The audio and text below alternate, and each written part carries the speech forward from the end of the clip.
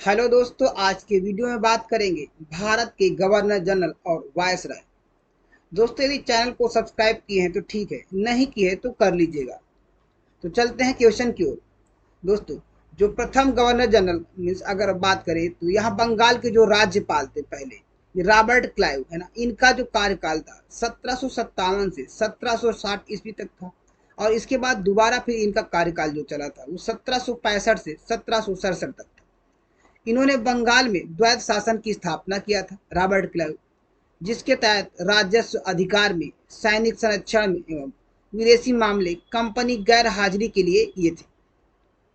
इलाहाबाद की जो दूसरी संधि हुई थी 1765 ईस्वी में, वो हुई थी मुगल शाह आलम दूसरी कंपनी के संरक्षण में हुआ था।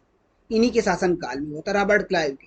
फिर जो अन्य गवर्नर जो थे वो थे बैरलेस्ट, जिनका कार्यकाल 1767 से 1769 तक था। और फिर आते हैं कार्टियर, जो 1700 फिर जो 69 से 1772 ईस्वी तक आते हैं। तो ये दोस्तों राज्यपाल हो गए। इसके बाद आता है जो पद आता है बंगाल के गवर्नर जनरल का पद आता है। तो प्रथम अगर हम बात करें तो प्रथम जो बंगाल के गवर्नर जनरल है वो वारेन हेस्टिंग है, 1782 से 1785 तक। वारेन हेस्टिंग के समय विनियम अधिनियम 1773 के अनुसार बंगाल के गवर्नर जनरल जहां जाने लगे, और इनके अलावा मद्रास और मुंबई के गवर्नर जनरल बंगाल के अधिकारी नहीं रहे, है ना। इनके उसमें था जो मद्रास और बंबई के गवर्नर जनरल थे वो के अधिकारी नहीं रहे। इसी अधिनियम के तहत 1774 में कोलकाता में एक सर्वोच्च न्यायालय की स्थापना की गई। इसके मुख्य न्यायाधीश एलिजा इम्पे थे। कौन थे मुख्य न्यायाधीश? एलिजा इम्पे थे। फिर वारेन हेस्टिंग बंगाल के पहले गवर्नर जनरल थे। वारेन हेस्टिंग कौन है दोस्तों? जो बंगाल के पहले गवर्नर जनरल थे। इसने राजकीय कोषागार को मुर्शिदाबाद से कोलकाता में स्थानांतरित किया। और 1772 में बंगाल और डायरेक्टर्स ने द्वैध प्रणाली को समाप्त कर दिया। इसी समय पहला जो एंग्लो मराठा युद्ध हुआ था, एंग्लो और दूसरा एंग्लो मैसूर युद्ध हुआ था, इन्हीं के समय में हुआ था। किनके समय में हुआ था दोस्तों? ये हुआ था जो है इनके वारेन हेस्टिंग के समय हुआ था। पहला और दूसरा जो युद्ध हुआ था, कौन सा युद्ध दोस्तों? जो पहला मतलब एंग्लो और मराठा युद्ध हुआ, और दूसरा एंग्लो मैसूर युद्ध हुआ, ये हुआ था वारेन हेस्टिंग के समय में हुआ था। पिट्स इंडिया एक्ट इन्हीं के समय में पास हुआ। कब दोस्तों? 1784 ईस्वी में। पिट्स इंडिया अधिनियम के विरोध में ही वारेन हेस्टिंग फरवरी 1785 ईस्वी में इंग्लैंड में इस्तीफा देने चले गए थे। फिर इसके बाद बोर्ड ऑफ रेवेन्यू की स्थापना इन्हीं के समय में की गई थी। फिर दूसरे जो आते हैं गवर्नर जनरल, वो आते हैं लॉर्ड कॉर्नवालिस, जिनका शासनकाल 1786 से 1793 तक था। और इसके बाद फिर 1805 में फिर इनको बनाया गया था लॉर्ड कॉर्नवालिस को। जो 1793 में कॉर्नवालिस कोड का निर्माण किया गया, जो शक्तियों के तालमेल सिद्धांत पर आधारित है। कंपनी ने कर्मचारियों के व्यक्तिगत व्यापार पर रोक लगा दी। फिर 1973 में कनेक्शन बंदोबस्त की प्रणाली लागू की गई, जिसके तहत भू राजस्व का लगभग 90% हिस्सेदारी और 10% कंपनी के पास रखा गया। सेट बंदोबस्त की योजना जॉन शोर ने तैयार की। कॉर्नवालिस को भारत में भारतीय सेवा का जनक माना जाता है। दोस्तों, अगर आप बात करते हैं तो किसको भारत के भारतीय सेवा का जनक माना जाता है? तो लॉर्ड कॉर्नवालिस को भारत की भारतीय सेवा का जनक कहा जाता है। फिर उसके बाद आते हैं सर जॉन शोर, जिनका शासनकाल 1793 से 1798 तक था, है ना। इनके समय में हस्त युक्ति की नीति अपनाई गई थी, है ना। इनके समय हस्त युक्त की नीति अपनाई गई थी सर जॉन शोर के समय। अब इसके बाद आते हैं लॉर्ड वेलेजली, जो 1798 से 1805 ईस्वी में। लॉर्ड वेलेजली ने सहायक संधि की शुरुआत की थी। इनके समय में सहायक संधि की जो शुरुआत किए थे, और इन्होंने भारत में वेलेजली से पहले फ्रांसीसी गवर्नर डुप्ले ने सहायक संधि का प्रयोग किया था। इनसे पहले जो किया था, जो एक डुप्ले थे, है ना, वो क्या किए थे? सहायक संधि का प्रयोग किए थे लॉर्ड वेलेजली से पहले। सहायक संधि करने वाले राज्य जो थे इसमें है सिकंदराबाद 1798 में किया था, मैसूर 1799 में, तंजौर 1799 में, और फिर अवध 1801, पेशवा 1802, और बरार और भोसले जो थे वो 1803 में, सिंधिया फिर 1804 में, एवं अन्य जोधपुर, जयपुर, घनी तथा भरतपुर आदि थे इसमें। चौथा जो था जो लैंग जो अगर चौथा इन्हीं के समय एक युद्ध हुआ था, चौथा युद्ध हुआ था लौंग मया युद्ध जो हुआ था टीपू सुल्तान की, जिसमें इनकी मृत्यु हो गई थी टीपू सुल्तान की। तो टीपू सुल्तान की जो मृत्यु हुई थी इन्हीं के शासन काल में हुई थी, किनके? लॉर्ड विलेज अली के शासन काल में हुआ था। विलेज अली स्वयं को बंगाल का शेर कहते थे। क्या कहते थे? स्वयं को ये बंगाल का शेर कहते थे। 1805 में कार्नवालिस की दूसरा कार्यकाल शुरू होता है, लेकिन शीघ्र ही उनकी मृत्यु हो जाती है। जैसे इनका कार्यकाल शुरू होता है 1805 में इनका लॉर्ड कार्नवालिस का, क्योंकि लॉर्ड कार्नवालिस पहले इनका शासनकाल था। यहाँ पे ये देखिए लॉर्ड कार्नवालिस का था शासनकाल, क्योंकि इन्होंने 1786 से 1793 तक किया था। फिर 1805 पे शुरू होता है, लेकिन कुछ दिन के बाद उनकी क्या होती है? ये मृत्यु हो जाती है। कुछ दिन बाद उनकी कार्यकाल जो शुरू होता है, कुछ दिन बाद उनकी क्या होती है? ये मृत्यु हो जाती है। फिर आते हैं सर जॉन वार्लो, जिनका 1805 से 1807 ईस्वी तक था। 1806 में वेल्लोर में सिपाही विद्रोह हुआ। इसकी इसकी समय की महत्वपूर्ण घटना है। जो इनके समय की क्या है? इनके समय की सबसे महत्वपूर्ण घटना जो हुई थी, जो वेल्लोर में सिपाही विद्रोह हुआ था 1806 में। फिर आते हैं लॉर्ड मिंटो प्रथम, है ना, जो 1807 से 1813 ईस्वी तक इनका शासनकाल था। जो रणजीत सिंह और अंग्रेजों के बीच 1809 में अमृतसर की संधि हुई। किनके बीच हुई दोस्तों? रणजीत सिंह और अंग्रेजों के बीच। उस समय गवर्नर जनरल कौन थे? लॉर्ड मिंटो प्रथम थे, है ना। और लॉर्ड मिंटो पहली बार चार्टर एक्ट 1813 पास किया था। तो चार्टर एक्ट 1813 किसने पास किया था? तो इन्होंने पहली बार लॉर्ड मिंटो ने चार्टर एक्ट 1813 पास किया था। फिर आते हैं दोस्तों लॉर्ड हेस्टिंग आते हैं 1813 से 1823 तक। फिर आंग्ल नेपाल युद्ध हुआ था, और फिर 1814 से 1916 हुआ, है ना, 1916 हुआ, और इसके बाद सुगौली की संधि के साथ साथ आंग्ल नेपाल युद्ध समाप्त हो गया था। आंग्ल नेपाल युद्ध किसकी संधि से समाप्त हुआ दोस्तों? तो यहाँ पे सुगौली की संधि से आंग्ल मैसूर युद्ध समाप्त हो गया था। इस दौरान पंडारियों को दमन किया गया था। मार्गदर्शक के नियम बनाकर आईटीए प्रेस पर प्रतिबंध को समाप्त करें, है ना। फिर 1822 का टेनिसो एक्ट काश्तकारी एक्ट लागू किया गया था, है ना। 1822 में टेनिसो एक्ट या फिर काश्तकारी एक्ट लागू किया गया था। किनके समय में? लॉर्ड हेस्टिंग के समय। फिर आते हैं लॉर्ड एमस्टम आते हैं, जो 1823 से 1828 तक इनका शासनकाल था। इनके समय से जो सबसे महत्वपूर्ण घटना हुई थी वो पहली बार आंग्लो बर्मा युद्ध हुआ था। आंग्लो बर्मा युद्ध जो हुआ था वो 1824 से 1826 तक चला था। फिर 1826 में वर्मा और अंग्रेजों के बीच द्विसंधि हुई। बहुत लंबा युद्ध चला दोस्तों, 1824 से 1826 तक चला, देख रहे थे। इसके बाद फिर एक संधि हुई, किनके बीच? जो यंदूब की संधि हुई अंग्रेजों और अंग्रेजों के बीच, वर्मा और अंग्रेजों के बीच। फिर 1824 में बैरकपुर का सैन्य विद्रोह भी इन्हीं के समय में हुआ। फिर आते हैं अब 1828 तक थे, है ना। अब आते हैं, अभी तक तो क्या था? अभी तक ये लोग थे जो लॉर्ड लिखते थे ना, लॉर्ड हेस्टिंग ये सब थे, है ना। इसके बाद आते हैं दोस्तों, अभी तक हम लोग पढ़ रहे थे क्या? Governor general. कहाँ के? बंगाल के गवर्नर जनरल। अब आते हैं दोस्तों भारत के गवर्नर जनरल की बात करते हैं। ये सब बंगाल के गवर्नर जनरल है। अभी आते हैं भारत के गवर्नर जनरल। तो इनका भारत के गवर्नर जनरल 1828 से 1835 में, जो लॉर्ड विलियम बेंटिंग आए, जो प्रथम गवर्नर जनरल थे। तो लॉर्ड विलियम बेंटिंग की बात करते हैं भारत के, तो लॉर्ड विलियम बेंटिंग 1828 से 1835 में।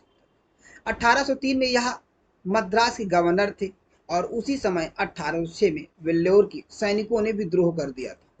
1833 का चार्टर एक्ट अधिनियम के गवर्नर जनरल को भारत का गवर्नर जनरल बना दिया गया, और लॉर्ड विलियम बेंटिंग भारत का पहला गवर्नर जनरल बना।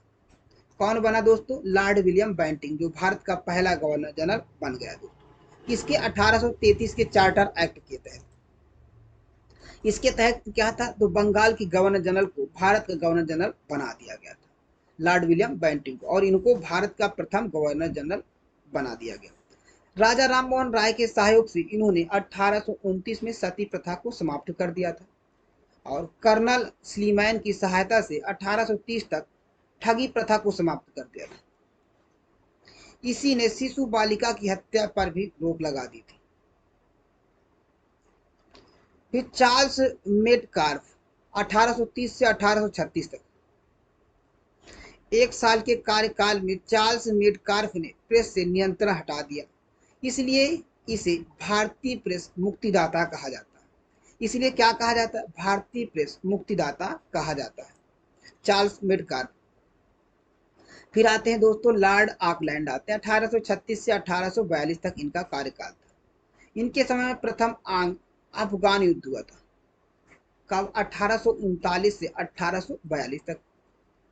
कोलकाता से दिल्ली तक ग्रैंड ट्रंक रोड भी का विवरण भी इन्हीं के समय में हुआ था, लॉर्ड ऑकलैंड के समय में इनका विवरण हुआ था। लेकिन जो बनवाया था वो शेरशाह सूरी ने बनवाया था दोस्तों। अभी बताएंगे, इसके पहले जो मध्य भारत का इतिहास है उसमें हमने इसका डिस्कस किया है। इसी समय भारतीय इतिहासों को डॉक्टरों की शिक्षा के लिए विदेश जाने की अनुमति ब्रिटिश संसद ने प्रदान कर दी थी। भारतीय जो छात्र थे उनको डॉक्टरी की शिक्षा के लिए विदेश जाने की अनुमति प्रदान कर दी थी। लॉर्ड एलिनबरो ने, इनका शासनकाल 1842 से 1844 ईस्वी तक था। पहली बेला लड़ाई जो हुई थी, है ना, इनके समय पहली बेली लड़ाई हुई और 1843 से में एक संधि हुई, है ना, पूर्ण रूप से जो ब्रिटिश साम्राज्य में शामिल किया गया था। अगस्त 1843 में इस सिंध को पूर्ण रूप से, जो सिंध थे दोस्तों, सिंध को पूर्ण रूप से ब्रिटिश साम्राज्य में शामिल कर लिया गया था। कब किया गया था? 1843 में। विजय संधि के समय में नेपियर ने कहा था कि वह तूफान की पूंछ थी, वह तूफान की पूंछ थी। 1843 में द्रास प्रथा का उन्मूलन इसी के समय में हुआ था। द्रास प्रथा का उन्मूलन किसके समय में हुआ था? तो दास प्रथा का उन्मूलन इसी के समय में हुआ था। रविवार की छुट्टी की शुरुआत 1843 ईस्वी में हुई थी। किनके समय में दोस्तों? तो इन्हीं के समय में हुई थी। इनके समय की बात करें तो यहाँ पे जो लॉर्ड एलनबरो, लॉर्ड एलनबरी के समय में जो जो संडे की छुट्टी होती है, इन्हीं के समय में छुट्टी की शुरुआत हुई, रविवार की। लॉर्ड हार्डिंग, लॉर्ड हार्डिंग जो थे, इनका शासनकाल 1844 से 1848 तक था। ये पहला फिर सिख युद्ध इन्हीं के समय में हुआ था, 1845 से 1846 ईस्वी तक, जिसमें अंग्रेज विजय हुए और यह नरबली प्रथा पर रोक लगा रहे थे। नरबली प्रथा पर कौन रोक लगा रहे थे? लॉर्ड हार्डिंग जो है रोक लगा रहे थे। फिर आते हैं दोस्तों लॉर्ड डलहौजी, ये वेरी वेरी मोस्ट इंपॉर्टेंट, क्योंकि इनके समय में बहुत सी सारी योजनाएं चालू हुई और बहुत सी चीजों का निर्माण भी कराया गया था लॉर्ड डलहौजी के समय में। देखो, अब इनके समय में दूसरा आंग्ल सिख युद्ध हुआ था 1848 से 1849 और दूसरा एंग्लो वर्मा युद्ध भी इन्हीं के समय में हुआ था, जो 1852 में लोअर वर्मा और अंग्रेजी राज्य में पिंगू को संदेश दिया गया था। फिर 1852 में बाउंटी कमीशन की स्थापना की गई थी। बाउंटी कमीशन की स्थापना कब की गई थी? 1852 में। डलहौजी के राज्य में व्यपगत सिद्धांत लागू किया गया। इसके तहत विभिन्न राज्यों को अंग्रेजी साम्राज्य में लाया गया। शिक्षा संबंधी सुधारों में डलहौजी ने 1854 के वुड डिस्पैच को लागू किया था। डलहौजी को भारत में रेलवे का जनक माना जाता है।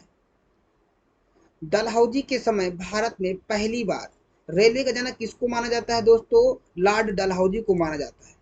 और वुड डिस्पैच भी इन्हीं के समय में लागू हुआ था, जो शिक्षा संबंधी सुधार था 1854 ईस्वी में, जिसको वुड डिस्पैच लागू किया गया था।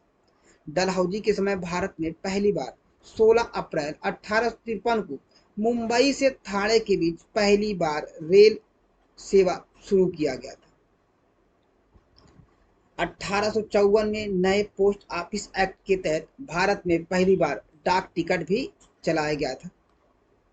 डलहौजी ने पहली बार अलग से सार्वजनिक निर्माण विभाग, जिसका PWD की स्थापना की और एवं स्वतंत्र विभाग के रूप में लोक सेवा विभाग की स्थापना की।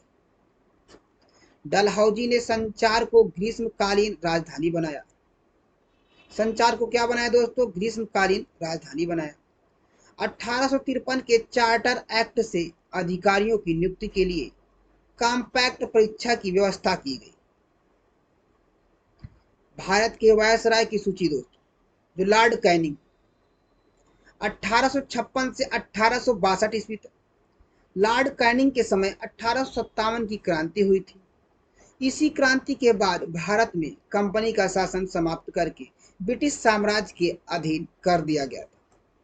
भारत शासन अधिनियम 1858 के मुगल सम्राट के पद को समाप्त कर दिया गया था इन्हीं के समय में, लॉर्ड कैनिंग के समय में दोस्तों। और लॉर्ड कैनिंग के समय सबसे इंपॉर्टेंट क्या था दोस्तों, जो 1857 की क्रांति हुई थी। बहुत कई बार पूछा गया कि किन के समय में 1857 की क्रांति हुई थी, तो लॉर्ड कैनिंग के समय में 1857 की क्रांति हुई थी। भारत शासन अधिनियम 1858 के मुगल सम्राट के पद को समाप्त कर दिया गया था। लॉर्ड कैनिंग अंतिम गवर्नर जनरल थे और पहले वायसराय भी इनको बोला जाता है। तो पहले वायसराय, अगर हम बात करें तो पहले ये लॉर्ड कैनिंग जो है अंतिम गवर्नर जनरल थे और पहले वायसराय भी थे। लॉर्ड कैनिंग जो 1856 से 1862 ईस्वी तक इनका शासन काल था, है ना। अब वायसराय का पद आ गया दोस्तों। अभी तक क्या था, अभी तक चल रहा था जो है गवर्नर जनरल था, लेकिन अब आ गया वायसराय का। तो लॉर्ड कैनिंग को हम बोलेंगे जो अंतिम गवर्नर जनरल है और फिर पहले वायसराय है, प्रथम वायसराय बोला जाएगा। कैनिंग के समय 1861 में उच्च न्यायालय अधिनियम बनाया गया, जिसके सर्वोच्च न्यायालय को कोलकाता, मद्रास, मुंबई और एक उच्च न्यायालय की स्थापना की गई। कहाँ कहाँ पे? कोलकाता, मद्रास और मुंबई में एक उच्च न्यायालय की स्थापना की गई। और सर्वोच्च न्यायालय कहाँ बनाया गया था? कोलकाता में दोस्तों। कैनिंग के समय में ही 1856 में विधवा पुनर्विवाह अधिनियम फिर से लागू किया गया था। फिर 1857 में कैनिंग के समय महालेखा परीक्षार्थी का पद सृजित किया गया था और लॉर्ड डलहौजी के व्यक्तिगत सिद्धांत को समाप्त कर दिया गया था। लॉर्ड एल्गिन आते हैं फिर दोस्तों। 1862 से 1863 तक इनका शासन काल था। इसने बहावी आंदोलन की शुरुआत की थी। बहावी आंदोलन की शुरुआत की थी दोस्तों। फिर आते हैं लॉर्ड लॉरेंस, है ना। कौन? 1864 से 1869 तक। 1865 में भूटान में ब्रिटिश साम्राज्य पर आक्रमण किया गया था। वे अफगानिस्तान के संदर्भ में हस्तयुक्त की नीति जिसे शानदार निष्क्रियता कहते हैं। शानदार निष्क्रियता कहते हैं। कौन सी? हस्तयुक्त नीति अपनाई। किसने? लॉर्ड लॉरेंस ने अपनाया था। फिर उड़ीसा, बुंदेलखंड और राजपूताना में भीषण अकाल पड़े और हेनरी कैंपबेल के नेतृत्व में अकाल आयोग का गठन किया गया था। कहाँ कहाँ पे अकाल पड़ा दोस्तों? उड़ीसा, बुंदेलखंड और राजपूताना में इस जगह अकाल पड़े थे और इसी समय हेनरी कैंपबेल के नेतृत्व में अकाल आयोग का गठन किया गया था।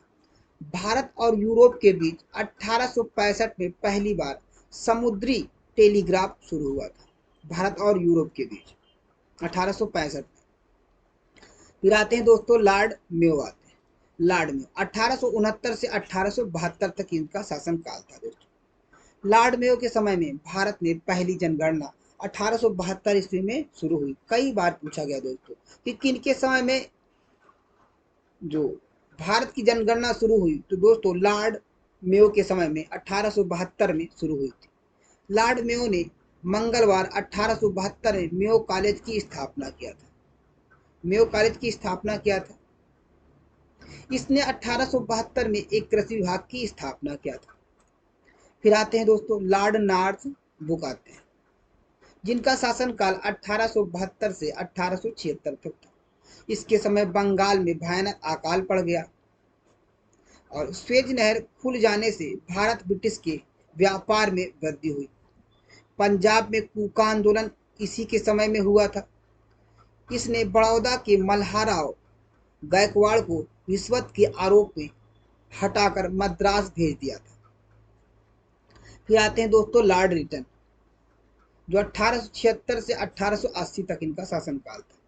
यह एक प्रसिद्ध उपन्यासकार, निबंध लेखक और साहित्यकार थे। लिट्टन ने रिचर्ड स्ट्रैची की अध्यक्षता में 1878 में एक अकाल आयोग का नियुक्त किया था।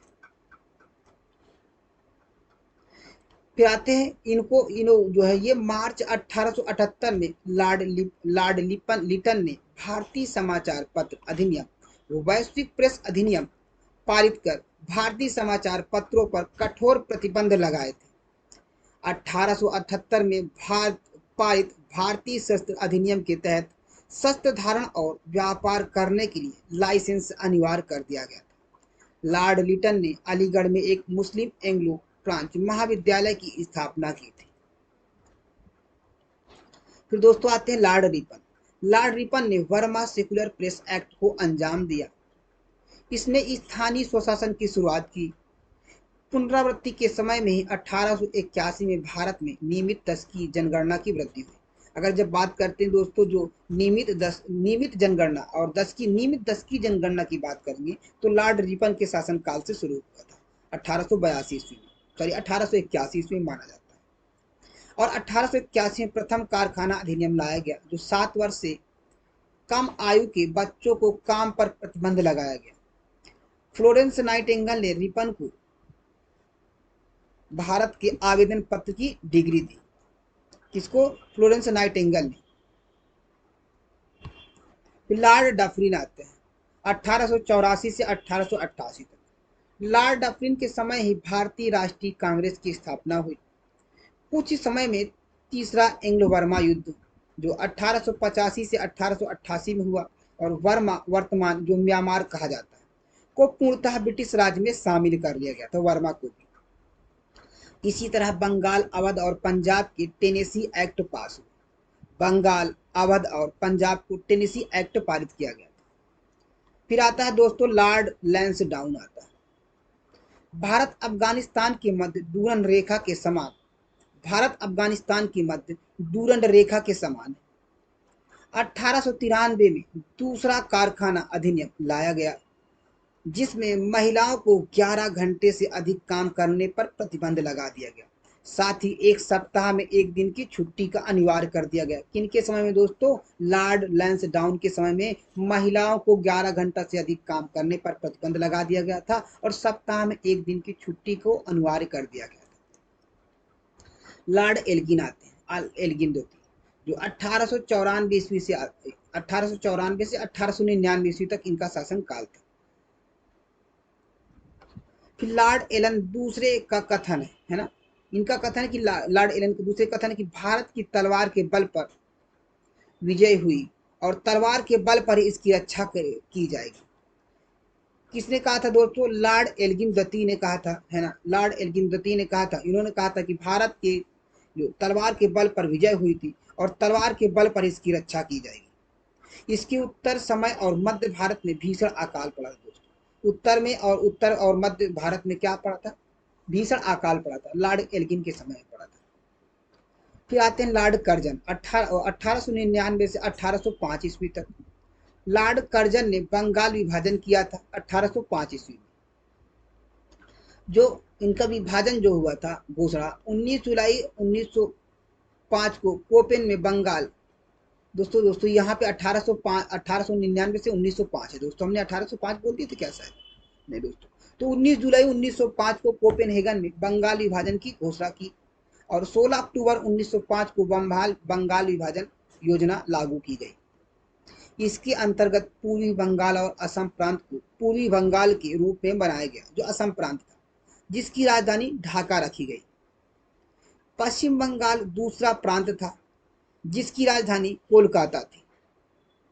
इसे हिंदू और मुस्लिम बंटवारे के तौर पर जाना जाता है। हिंदू और मुस्लिम बंटवारे के तहत दोस्तों इसको जाना जाता है। 1899 में रीडो ने भारतीय टंकण और पत्र मुद्रा अधिनियम के तहत अंग्रेजी स्वर्ण मुद्रा को कानूनी मुद्रा घोषित किया। प्राचीन स्मारक परीक्षण अधिनियम 1904 द्वारा ऐतिहासिक समझौते की भी सुरक्षा और मरम्मत के लिए ऋण ने भारतीय पुरातत्व विभाग की स्थापना किया। भारतीय पुरातत्व की स्थापना किया गया। कब किया गया दोस्तों? 1904 ईस्वी में। ऐतिहासिक इमारतों और उनकी सुरक्षा और मरम्मत के लिए दोस्तों, है ना, मरम्मत के ऋण के लिए जो है ये पुरातत्व विभाग की स्थापना किया। किनके समय में किया गया दोस्तों? लॉर्ड कर्जन ने किया था। कब किया था? इनका शासनकाल 1899 से 1905 था। दोस्तों सबसे इंपॉर्टेंट अगर बात किया जाए तो यहाँ पे जो बंगाल विभाजन है, बंगाल विभाजन पूछता है किनके समय में हुआ था दोस्तों? तो पंजाब बंगाल विभाजन जो हुआ था 1905 ईस्वी में हुआ था, किनके? लॉर्ड कर्जन के समय। रीढ़ों ने 1906 से सहकारिता उधार समिति अधिनियम बनाया, जिससे किसान उचित ऋण पर ऋण ले सकते थे और साथ ही कृषि बैंक भी खुलवाए। ऋण के समय पहली बार प्रत्येक प्रांत और केंद्रीय स्तर पर अलग से गुप्त विभाग की स्थापना की गई।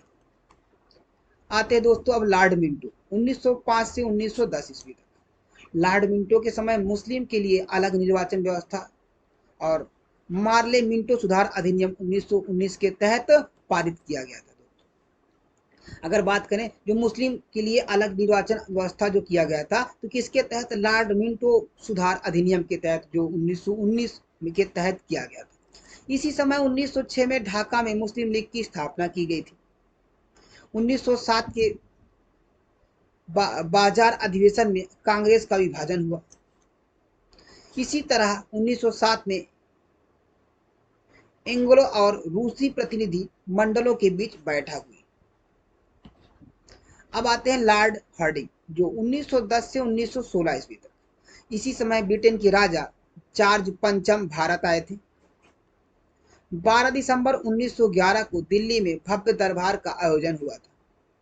बंगाल विभाजन को रद्द कर दिया गया और भारत की राजधानी कोलकाता से दिल्ली बनाने की घोषणा की गई।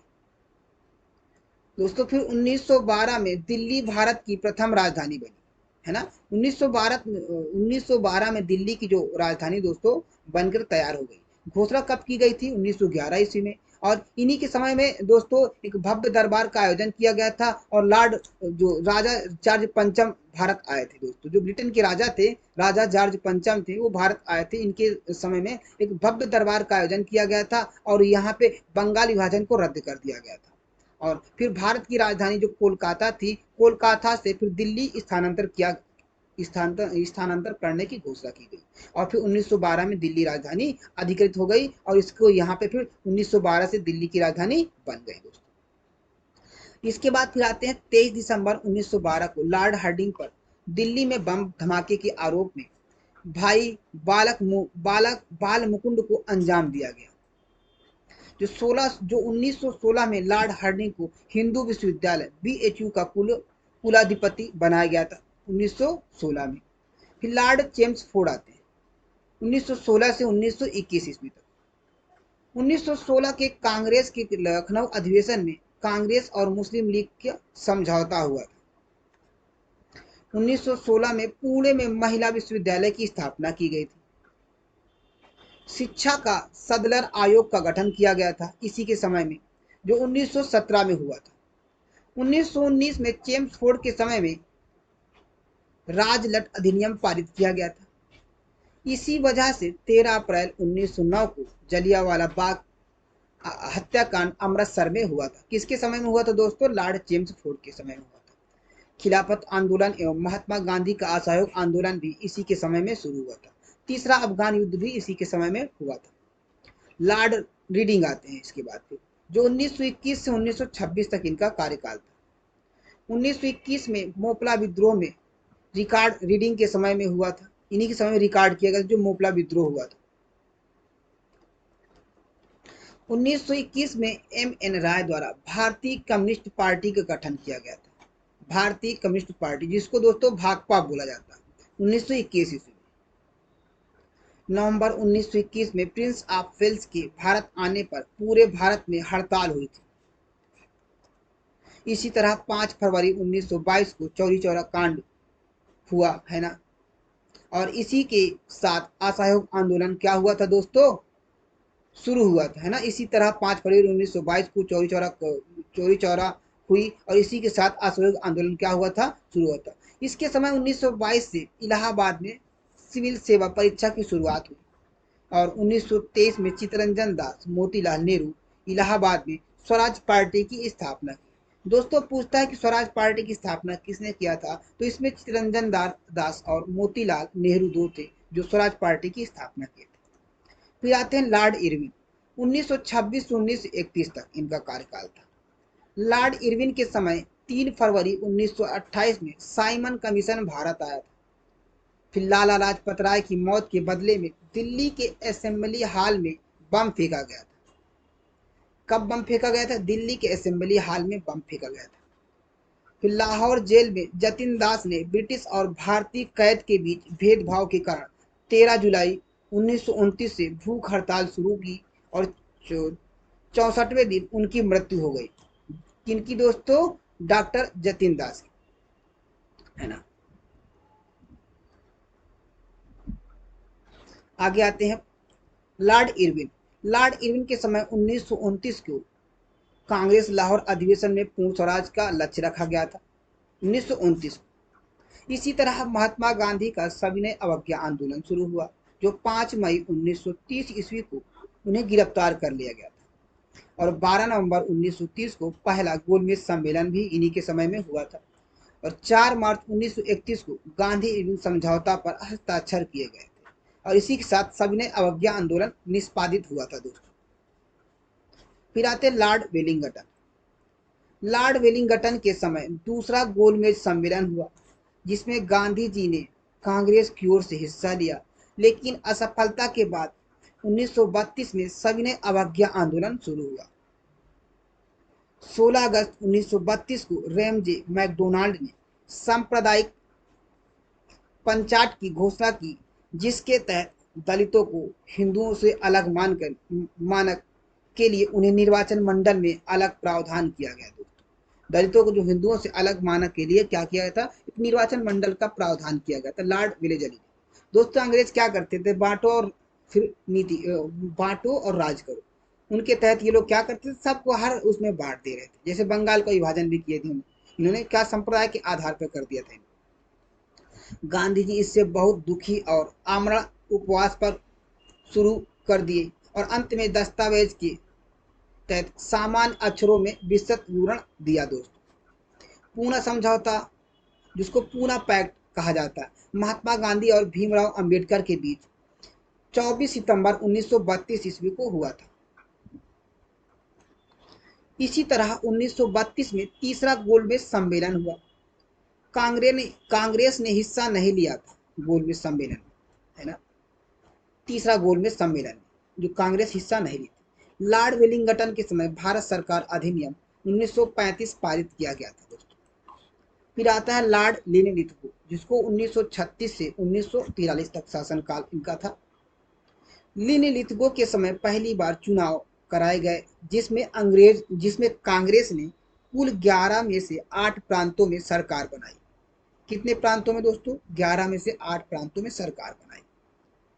1 सितंबर 1939 को दूसरा विश्व युद्ध शुरू हुआ और भारत को भी इसमें लेखकों ने झोंक दिया था। दोस्तों दूसरे विश्व युद्ध में बिना पूछे दोस्तों भारत को भी इन्होंने झोंक दिया था। 1 मई 1940 को सुभाष चंद्र बोस ने फॉरवर्ड ब्लॉक की स्थापना किया और मार्च 1940 में मुस्लिम लीग के लाहौर अधिग्रहण में पहली बार पाकिस्तान की मांग रखी गई। पूछता है दोस्तों कि पाकिस्तान की मांग कब रखी गई? तो कहाँ लिखी गई? तो जो मुस्लिम लीग थे ये 1940 में लाहौर अधिवेशन में पाकिस्तान की मांग रखी गई। फिर 8 अगस्त 1940 को अंग्रेजों द्वारा अगस्त प्रस्ताव लाया गया था। कब लाया गया था? तो 8 अगस्त 1940 ईस्वी। फिर आता है मार्च 1942 में क्रिप्स मिशन भारत आया। इसे कांग्रेस और मुस्लिम लीग ने दोनों अस्वीकार कर दिया। 9 अगस्त 1942 को कांग्रेस ने भारत छोड़ो आंदोलन शुरू किया जिसे अगस्त क्रांति भी कहते हैं। इसी तरह 1943 में बंगाल में भयानक अकाल पड़ा।